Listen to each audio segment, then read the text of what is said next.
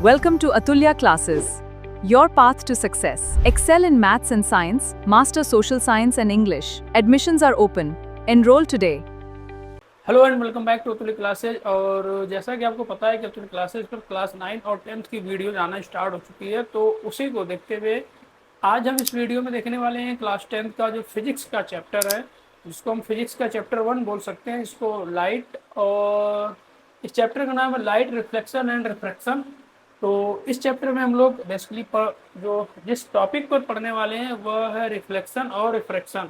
और जितने भी पॉइंट इसमें इस चैप्टर में हमको पढ़ने हैं, रीड करने, सब सारे टॉपिक सब एक बार बता देते हैं। तो इस टॉपिक में हमको पढ़ने हैं, एक तो हो गया रिफ्लेक्शन,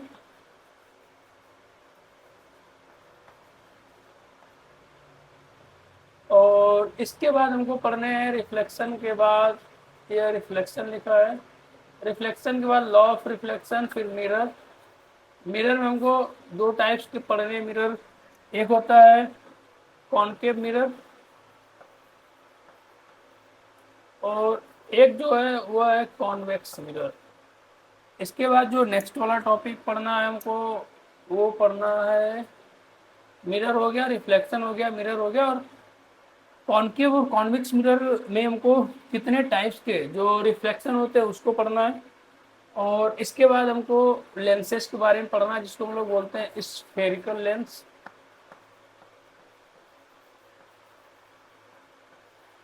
और इस स्फेरिकल लेंस में हमको कौन कौन से लेंस के बारे में पढ़ना है, तुमको पढ़ने हैं सेम वही है, कॉनकेव और कॉन्वेक्स। और इसमें देखेंगे हमको कौन से टॉपिक पढ़ने हैं, तो स्फेरिकल लेंसेज के बाद हमको रिफ्रैक्शन पढ़ने हैं। वैसे रिफ्रैक्शन के बाद हमको स्फेरिकल लेंस पढ़ने हैं। और अगर आप आगे देखेंगे रिफ्रैक्शन हो गया, और रिफ्रैक्शन में हमको दो तीन, एक है रिफ्रैक्शन में स्फेरिकल लेंस हो गया जिसमें कॉनकेव और कॉन्वेक्स पढ़ने हैं, और साथ में हमको पढ़ने हैं जो रिफ्रैक्शन पढ़ना है वे रेक्टेंगुलर ग्लास स्लैब से।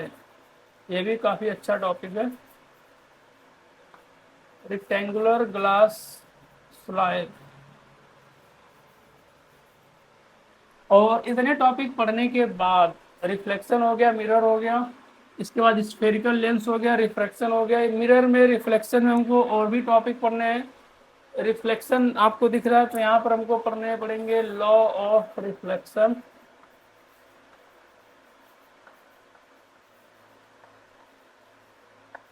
लॉ ऑफ रिफ्लेक्शन हो गया। वैसे ही हमको इसमें पढ़ने law of refraction.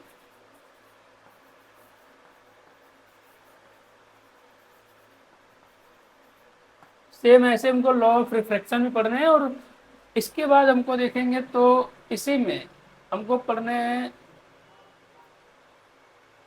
Refractive index.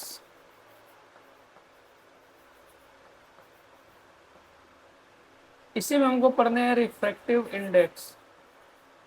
और रिफ्रैक्टिव इंडेक्स में क्या होता है कि एक मीडियम से दूसरे मीडियम, जब लाइट रेज एक मीडियम से दूसरे मीडियम में जाती है तो कितना स्पीड में डिफरेंसेज आता है उसको पढ़ना है, उसका रेशियो होता है बेसिकली एक तरीके से।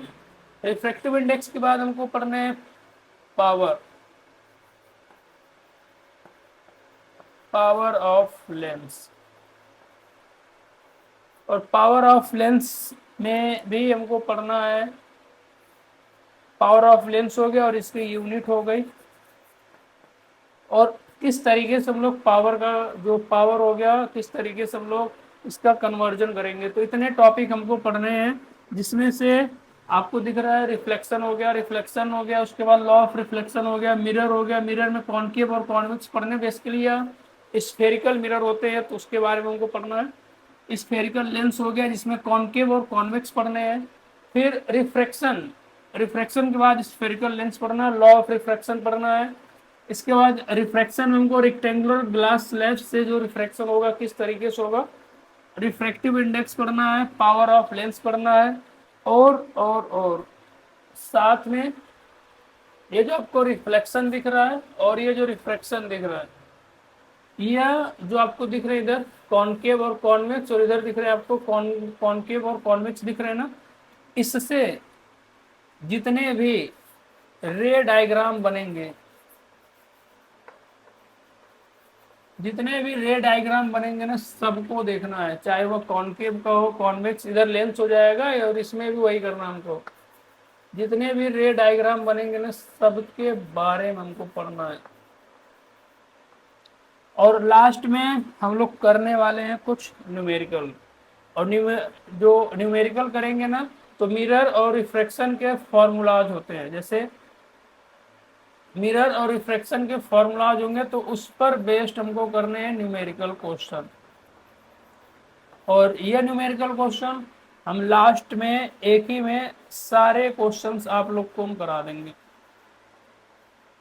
सारे क्वेश्चंस न्यूमेरिकल क्वेश्चन जो कि फॉर्मूला बेस्ड है, चाहे वो मैग्निफिकेशन हो, चाहे पावर का हो, चाहे फोकल लेंथ फाइंड आउट करनी हो, चाहे मिरर का हो, चाहे लेंस का हो, सारे जो क्वेश्चन है ना वे सारे क्वेश्चन हम एक ही जो वीडियो में सारा क्वेश्चन, जितने भी टाइप्स के क्वेश्चन बनते हैं पॉसिबिलिटी है सबको हम एक ही वीडियो में खत्म कर देंगे। तो चलिए आज हम पढ़ते हैं, रिफ्लेक्शन पढ़ेंगे। पहले थोड़ा सा लाइट के बारे में देखते हैं। तो चलिए हमारा जो फर्स्ट टॉपिक है लाइट के बारे में थोड़ी सी जानकारी हम लोग लेते हैं, थोड़ा सा देखते हैं लाइट है क्या चीज़, और इसके बाद हम लोग देखने वाले हैं हमारा मेन टॉपिक है रिफ्रैक्शन। तो लाइट क्या होता है, बेसिकली जो लाइट होता है ना ये फोटोन के रूप में चलती है, यानी जो लाइट हमारा ये फोटोन के रूप में चलती है। ये बेसिकली एक एनर्जी होती है, एनर्जी का फॉर्म होता है जिसको सोलर एनर्जी बोलते हैं हम लोग, फोटोन के फॉर्म में चलती है, और ये हमेशा स्ट्रेट लाइन में चलती है। लाइट रेज हमेशा स्ट्रेट लाइन में चलती है, और यही रीजन है कि जो लाइट रेज है ना वो लंबा डिस्टेंस कवर करती है, और इसकी जो स्पीड होती है 3 × 10⁻⁸ मीटर पर सेकेंड, यानी ये 1 सेकेंड में 3 × 10⁻⁸ मीटर कवर करती है। तो लाइट हो गया। अब लाइट क्या करती है ना, यह बेसिकली जो लाइट होती है ना यह हमको विजिबिलिटी जो होती है ना उसमें हेल्प करती है। किसी भी चीज़ की विजिबिलिटी यानी किसी भी चीज़ को देखने के लिए उसमें जो मेन रोल जो देता है ना वो लाइट है, और लाइट के थ्रू ही हम लोग कोई भी चीज़ को देख लेते हैं। जैसे एक छोटा सा हम लोग एग्जाम्पल लेते हैं, सपोज करते हैं यह एक ऑब्जेक्ट छोटा सा, ये आपको घर दिख रहा है छोटा सा, ये आपको एक छोटा सा घर दिख रहा है। अब मान लेते हैं यह एक लड़का है कोई, अब सपोज जैसे भी है यह एक लड़का है कोई, चलिए अब मान लेते हैं कि यह हो गया सन, ये आपका सन है। तो इसको ये जो ऑब्जेक्ट या मान लेते हैं हर्ट है, ये ऑब्जेक्ट या हर्ट कुछ भी हो गया, तो यह कैसे विजिबल होगा, तो जो सन की लाइट है इस पर आएगी, और रिफ्लेक्शन के बाद ध्यान दीजिएगा, रिफ्लेक्शन के बाद यह जो लाइट है जब इसकी आंखों पर आएगी तभी जाकर यह चीज विजिबल होगी। यानी कि विजिबल यह कब होगा, जब लाइट रेज यहाँ आएगा ऑब्जेक्ट से स्ट्राइक करेगा, यानी ऑब्जेक्ट से टकराएगा, और रिफ्लेक्शन के बाद जो रिसीवर रहेगा रिसीवर की आंखों पर जाएगा तभी यह ऑब्जेक्ट इसको विजिबल रहेगी। इसके बीच में अगर कोई भी पोर्शन आ जाएगा तो फिर यह इस चीज़ को नहीं देख पाएगा। इसीलिए कोई भी चीज़ है, अगर आप एक रूम में या बाहर है, कोई भी चीज़ कैसे दिखती है, तो लाइट रेज आती है ऑब्जेक्ट से रिफ्लेक्ट होकर हमारी आंखों पर आती है, यानी जो रिसीवर है उसकी आंखों पर आएगी तभी हमको चीज़ें विजिबल होती हैं। तो ये तो हो गया लाइट। और ये जो लाइट है ना इसी इसी को हम लोग पढ़ेंगे किसमें, रिफ्रैक्शन में। जो रिफ्रैक्शन हम लोग पढ़ने वाले हैं, ये जो टॉपिक हम लोग पढ़ने वाले हैं रिफ्लेक्शन, सॉरी इसके बाद है ये जो हम लोग रिफ्लेक्शन पढ़ने वाले हैं, यह जो रिफ्लेक्शन पढ़ने वाले हैं ना इसको हम लोग हिंदी में परावर्तन बोलते हैं और रिफ्रैक्शन को अपवर्तन बोलते हैं। तो ये जो रिफ्लेक्शन है और रिफ्रैक्शन दोनों में हम लोग लाइट जो रेज होता है ना उसका जो नेचर वो किस तरीके से बिहेव करता है हमको बस उसी के बारे में पढ़ना है। तो चलिए हम लोग देखते हैं कि यह किस तरीके से बिहेवियर है इसका, लाइट रेज का किस तरीके से बिहेव करता है। तो रिफ्लेक्शन किसको बोलते हैं, पहली बात तो जितने भी टॉपिक हम बताएंगे इसको हम ऐसे ही बस अभी हम एक्सप्लेन कर रहे हैं, समझा रहे हैं, और ये नोट्स जो आप चाहेंगे इसके नोट्स तो हम अलग से ऐसे ही पीडीएफ के फॉर्म में प्रोवाइड कर देंगे। फिलहाल अभी हम लोग रिफ्लेक्शन और जो भी टॉपिक है उस पर बस समझने पर फोकस करेंगे। तो रिफ्लेक्शन क्या होता है कि जब कोई भी लाइट रेज होती है, फिर भी हम रे डायग्राम से समझाने की कोशिश करेंगे। लाइट रेज, यह लाइट रेज जब किसी सरफेस पर, प्लेन सरफेस है, प्लेन या स्मूथ सरफेस है, या कोई भी सरफेस है, चाहे वह प्लेन चाहे जैसा भी रहे, प्लेन सरफेस पर स्ट्राइक करती है, प्लेन सरफेस पर स्ट्राइक की, जब कोई भी लाइट रेज प्लेन सरफेस पर स्ट्राइक करती है तो जो बाउंसिंग बैक का जो नेचर होता है, इसका बाउंसिंग बैक, या बाउंस करती है, बाउंसिंग बैक मतलब या बाउंस करती है, बाउंस यानी उछलना। तो जब कोई भी लाइट रेज किसी सरफेस से, जैसे ये मान लेते हैं सरफेस है, जब कोई भी लाइट रेज किसी सरफेस से बाउंस, रिफ्लेक्ट, स्ट्राइक करती है, तो स्ट्राइक करने के बाद क्या होती है, बाउंस बैक करेगी, और बाउंस बैक करके कहाँ जाएगी, उसी मीडियम में चली जाएगी, जिस मीडियम से आई रहेगी उसी मीडियम में चली जाएगी। तो उसको हम लोग, मीडियम सेम रहेगा, इसमें मीडियम चेंज नहीं होगा, जिस मीडियम से आई रहेगी उसी मीडियम में रिटर्न चली जाती है, तो उसको हम लोग रिफ्लेक्शन बोलते हैं। सपोज करिए जैसे यह एक सरफेस हो गया, ये आपको एक सरफेस दिख रहा है, यहाँ से सपोज करते हैं कि यह लाइट रेज आ रही है, यह लाइट रेज आई और यहाँ स्ट्राइक की, और स्ट्राइक करने के बाद यह रिफ्लेक्ट होकर चली गई उसी मीडियम में। तो अब आपको दिख रहा है यह जो मीडियम है, यह मीडियम सेम है, यह जो मीडियम है, यह मीडियम सेम है। अब यह लाइट रेज आई और यह स्ट्राइक की सरफेस है, इसको हम लोग क्या बोलेंगे, यह है सरफेस। तो सरफेस से स्ट्राइक की और उसी मीडियम में चली गई, जब उसी मीडियम में चली जाती है तो उसको हम लोग बोलते हैं रिफ्लेक्शन। और यह जो लाइट रेज आती है इसको हम लोग बोलते हैं इंसिडेंट रे। इसको हम लोग क्या बोलेंगे, तो इसको हम लोग बोलेंगे इंसिडेंट रे।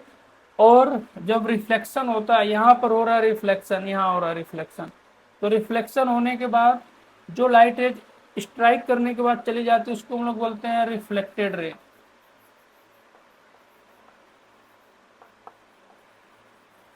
यानी उसको हम लोग बोलेंगे रिफ्लेक्टेड रे, और जो आ रही उसको हम लोग बोलेंगे इंसिडेंट रे। और वहीं पर ये आपका सरफेस हो गया, यहाँ पर आपका रिफ्लेक्शन हो रहा है, पॉइंट ऑफ रिफ्लेक्शन ये है। और इसी पर सरफेस से अगर हम लोग 90 डिग्री बनाते हुए एक परपेंडिकुलर लाइन ड्रॉ कर दें, तो यह जो लाइन है इसको हम लोग बोलेंगे नॉर्मल। ये जो लाइन आपको दिख रही है ना, इसको हम लोग बोलेंगे नॉर्मल। और ये जो नॉर्मल होता है ना, हमेशा 90 डिग्री होता है। जो सरफेस रहता है ना, जो सरफेस रहता है उसका यह 90 डिग्री रहता है हमेशा, चाहे सरफेस आपका कैसा भी हो।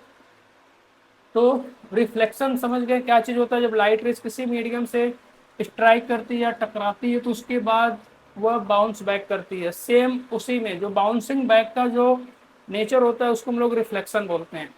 और रिफ्लेक्शन के कारण जितनी भी चीजें विजिबल होती है ना, जितनी भी चीजें विजिबल है, सब सारी चीजें यह रिफ्लेक्शन के कारण ही हमको दिखाई देती है। अगर रिफ्लेक्शन नहीं हुआ तो हमको चीजें दिखाई नहीं देंगी। तो ये आपको समझ में आ गया। अब हम लोग देखते हैं रिफ्लेक्शन, लॉ ऑफ रिफ्लेक्शन क्या होता है। एक छोटा सा टॉपिक है लॉ ऑफ रिफ्लेक्शन, तो उसको देखते हैं।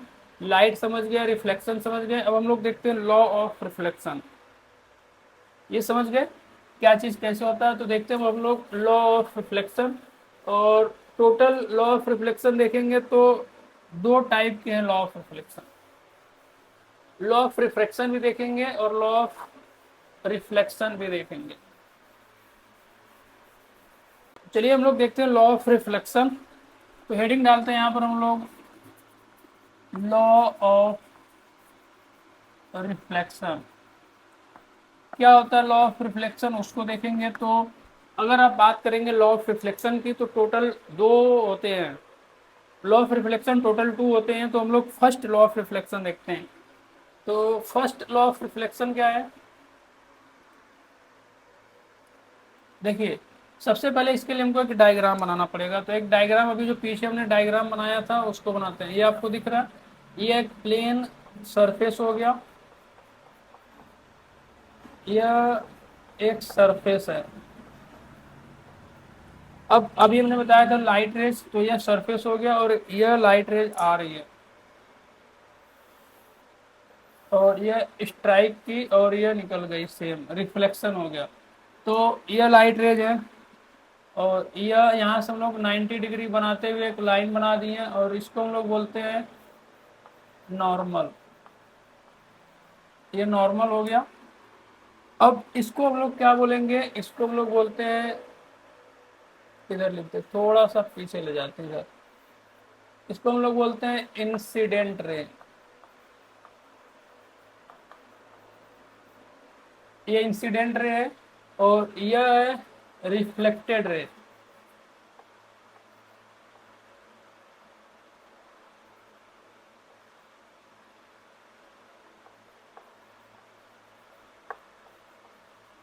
इसको हम लोग बोलते हैं रिफ्लेक्टेड रे और ये हो गया नॉर्मल। नॉर्मल हमेशा 90 डिग्री पर होता है। तो इंसिडेंट रे, नॉर्मल और जो रिफ्लेक्टेड रे, तीनों एक ही सरफेस पर और एक ही पॉइंट पर होते हैं। तो फर्स्ट लॉ क्या है,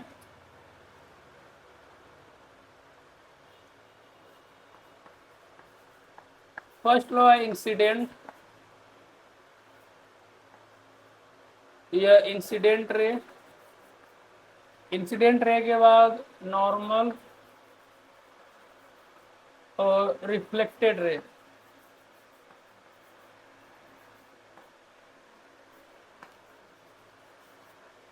इंसिडेंट रे, नॉर्मल और रिफ्लेक्टेड रे, तीनों यानी सभी एक ही पॉइंट पर होंगे, एक ही पॉइंट पर लाई करेंगे, सेम पॉइंट रहेगा।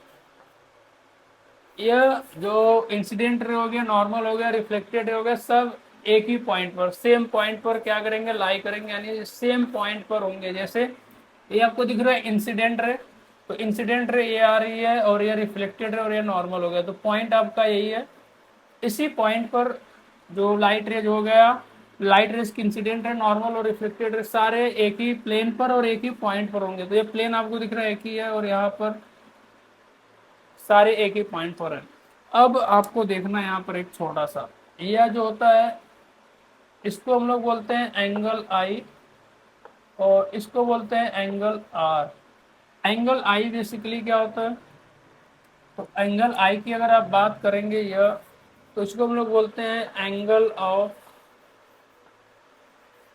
इंसिडेंस। इसको हम लोग बोलते हैं एंगल ऑफ इंसिडेंस और इसको हम लोग बोलते हैं एंगल ऑफ, यहाँ नीचे लेते हैं, इसको हम लोग बोलते हैं angle of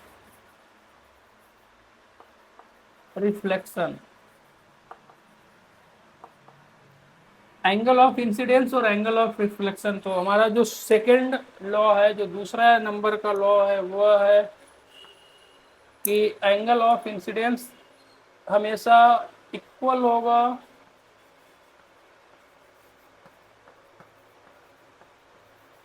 angle of incidence is equal to होगा एंगल ऑफ रिफ्लेक्शन।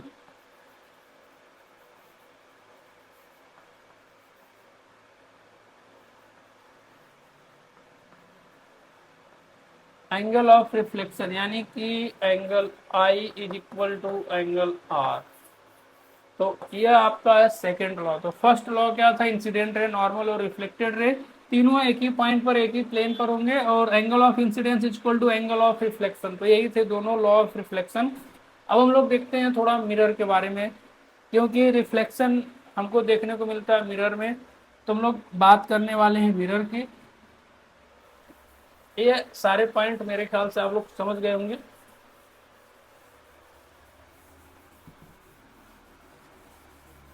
तो आइए अगर देखते हैं हम लोग आगे,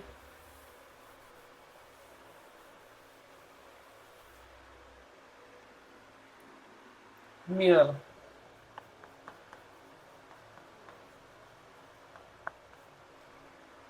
मिरर क्या चीज होता है, तो बेसिकली जो मिरर होता है ना, यह टू टाइप्स के होते हैं। जो मिरर होता है वह टू टाइप्स का होता है।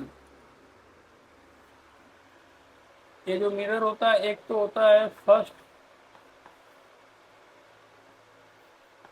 एक होता है जिसको हम लोग बोलते हैं प्लेन मिरर,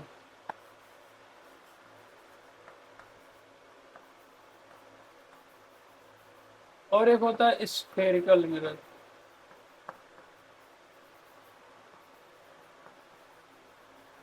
प्लेन मिरर क्या होता है कि यह एकदम फ्लैट रहेगा, इसका जो सरफेस रहेगा ना वह फ्लैट रहेगा।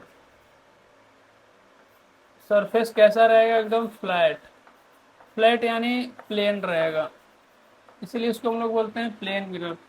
और इसके अगर आप अपने आपके घर में मिरर होगा तो उसको हम लोग बोलते हैं प्लेन मिरर। इसका जो डायग्राम ऐसे रहता है, एकदम फ्लैट है सरफेस इसका, फ्लैट। और स्फेरिकल मिरर यह कर्व्ड रहेगा। अब यह कर्व्ड इनवर्ड भी हो सकता है और आउटवर्ड भी हो सकता है। बेसिकली ये स्फेरिकल मिरर, स्फेरिकल यानी कि स्फीयर, स्फीयर यानी कि ऐसे इस शेप में रहेगा, और कभी यह बाहर से भी हो सकता है, ये बाहर से भी हो सकता है, या ये अंदर से भी हो सकता है।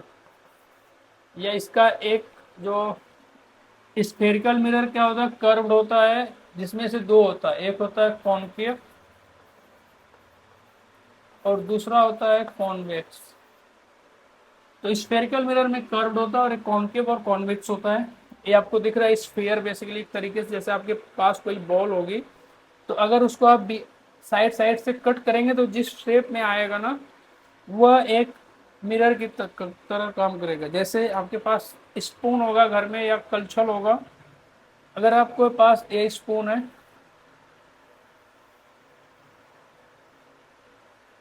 तो ये स्पून के जो स्कूपिंग वाला पार्ट होता है, जो स्कूप वाला पार्ट होता है ना, देखे होंगे जो इनवर्ड साइड होता है, इनवर्ड यानी आपका मान लेते हैं स्पून है, उसको हम लोग बोलेंगे इनवर्ड और इसको बोलेंगे हम लोग आउटवर्ड। तो ये जो इनवर्ड मान लेते हैं ये इनवर्ड पार्ट है। तो जो इनवर्ड पार्ट होगा, इनवर्ड यानी कि जो गहरा वाला पार्ट होगा, इनवर्ड यानी जो अंदर रहता है, और आउटवर्ड यानी बाहर वाला पार्ट। तो जो इनवर्ड वाला पार्ट रहेगा और जो आउटवर्ड वाला पार्ट रहेगा, तो आप उसमें देखेंगे तो एक कॉनकेव की तरह काम करता है, दूसरा कॉन्वेक्स की तरह काम करता है। तो कौन सा मिरर किस तरीके का होता है, उसका नेचर क्या होता है, हम लोग उसके बारे में देखने वाले हैं। प्लेन मिरर, प्लेन मिरर का हम यहीं पर बता देते हैं कि इसकी जो प्रॉपर्टी क्या होती है। तो बेसिकली जो प्लेन मिरर होता है, यह प्लेन मिरर में जो इसका डायग्राम बनता है, इसके डायग्राम के बारे में बताते हैं। अगर आपके पास कोई मिरर है, घर में मिरर होगा, अलमारी में लगा रहता है या ऐसे जिसमें आप अपना फेस देखते हो, तो उसमें देखेंगे मिरर में जो इमेज बनेगी, जितनी आपकी हाइट रहेगी उतना ही इमेज में बनेगा। तो और जितना आप मिरर से दूर रहे, जितनी डिस्टेंस पर है, उतना ही सेम उतनी डिस्टेंस उधर भी रहेगा। तो वैसे ही प्लेन मिरर में जो इमेज बनती है, जो इमेज का नेचर है, ये हमेशा स्ट्रेट बनेगा, स्ट्रेट यानी इरेक्ट बनेगा, इरेक्ट, इरेक्ट बनेगा, और साथ में वर्चुअल बनेगा।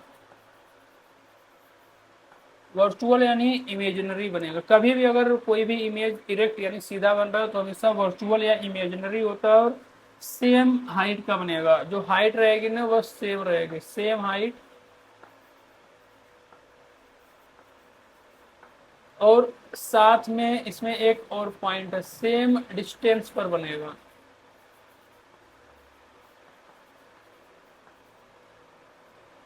सेम डिस्टेंस पर बनेगा, यानी अगर आप मिरर से मान लेते हैं, जैसे इधर एक हम छोटा सा एग्जांपल बनाते हैं।